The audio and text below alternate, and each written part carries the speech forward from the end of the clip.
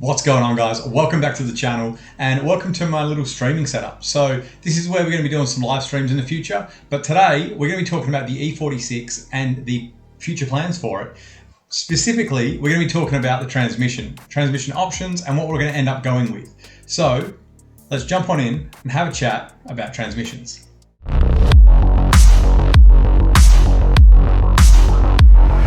All right, so transmissions. We have a slew of options in the E46. Everyone has done everything. I'm sure someone's put a V160 in it before. You've got the M3 6-speed you could do. You could go like an A90 10-speed or whatever, 8-speed or whatever's in there. You could go automatics. You could go CD009s, R154s, glass W58s. There's so many you can do. Now, if you want to run a BMW box, I'm running a Toyota engine. I'm not going to tell you exactly what one it is, but it's going to be a Toyota engine. So if I wanted to run a BMW box on that, I would have to get the adapter plate, which makes it more expensive. Now, the car is automatic at the moment. So for me to go manual, which is a path I was looking at, was firstly get the manual conversion kit, which is about $1,500 here in Australia, give or take. That generally comes with the, I think it's the GetDrag 250, and I think that's a pretty average box. So for my purposes, that would get binned or sold. Then I would have to go and buy a BMW box, whatever it may be. Let's say another $1,500. Let's say it's not horrendous. So we're at $3,000. Chuck a average price clutch on there. Let's say $500. It's probably more like 1,000, but let's say 500. You're at $3,500. The adapter plate to the Toyota motor is going to be like 1,700 US or something. So that's like what, another $2,500. So the price is getting up there. It's getting pretty high. I initially wanted to do a manualized auto. Spoke to one of my mates who has a manualized auto, and he was like, look, man, to do that, it's going to be like close to 10 grand. And I was like, man, that's a lot of money. If I'm going to be spending 10 grand on this, let's go manual and let's, fully send it. One day I would like to have a fully sequential box in a car, but this is not going to be that car. That will happen in years to come when I find something really cool for it. So my options were a simple manual or a simple auto. Now, you guys might be thinking, dude, go R154. Okay, fair enough. Let's go down that path quickly. $2,500, $3,000 for the box and all the linkages and the tripod and the shifter and all that. Let's say $3,000 brand new, right? So we're at $3,000. Let's say it's a $500 clutch, $3,500, and then the $1,500 for the conversion. So we're at $5,000, right? $5,000 for the transmission. Not too bad, but still quite expensive. And not really what I wanted in my heart of hearts. What I really wanted was the kind of manualized auto. I've never had one. You see all the fun cars at Motivation and stuff. Granted, they're all V8s and they're all, snap through gears with their ratchet shifters and their quicksilvers and all that kind of stuff. Always wanted that.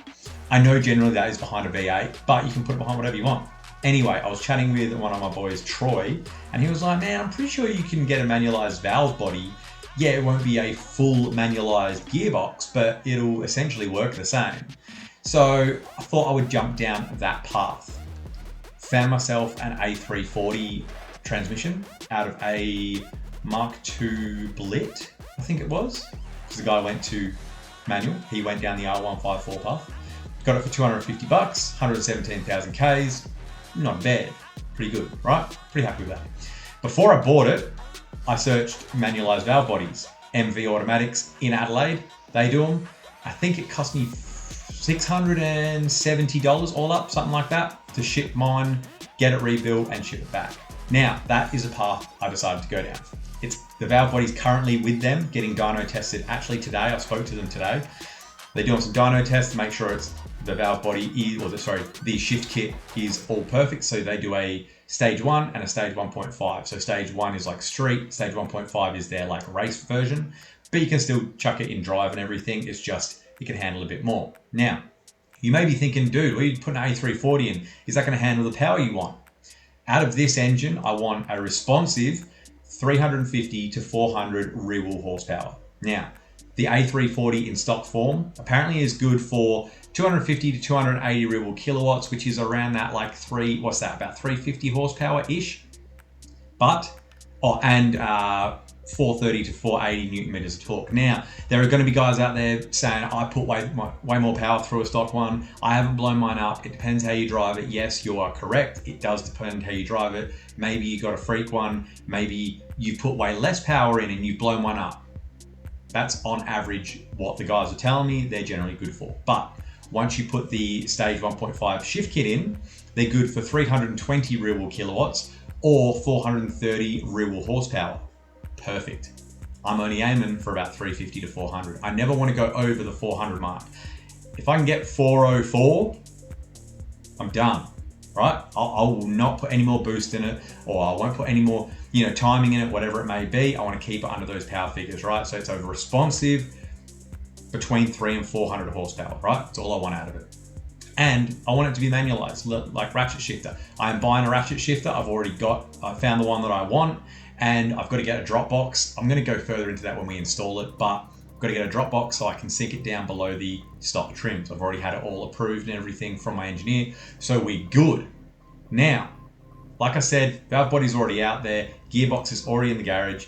The next video coming up, it'll be either the next one or the one after the next one. I'm hoping it's the next one, depending on when I get the valve body back. Will be ripping it apart and rebuilding it for you guys. I've already obviously recorded the first bit, but I'll show you guys the whole process. Now, it's not a full rebuild.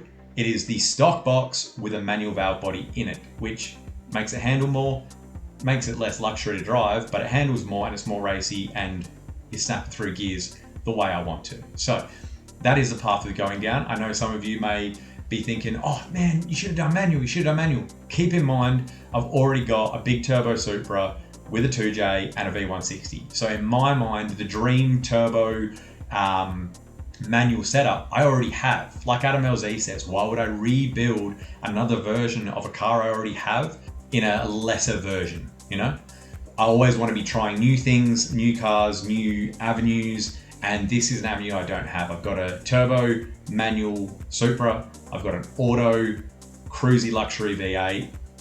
I want to have a sporty, snappy, responsive automatic in the E46. So let me know what you think in the comments. I'm not going to tell you the engine yet. I may have told you in a video in the past. I'm not sure if I let it slip. I have told a few people. If you know, don't write it in the comments.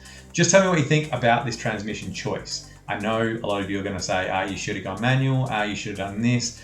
And at the end of the day, it's what I want. It's my car. But let me know what you think. Let me know what you would have gone with. Obviously, I'm not going to change my mind. I'm halfway through the job already, and it all kind of marries up very well. So I'm very happy with the path we're going down.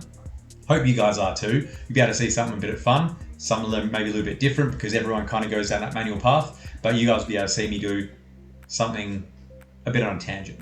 So I hope you guys have enjoyed the video. I hope you guys like my stream setup. We will be doing live streams. Don't know when, but I want to kind of get those linked up into maybe once a month kind of thing. Let me know what you think about that in the comments. Do you like that idea? If you don't, maybe don't tell me, maybe just like the video. Show me some love. All right, guys, that's the end of the video. Thanks for coming along, and I'll see you on the next one. See you guys.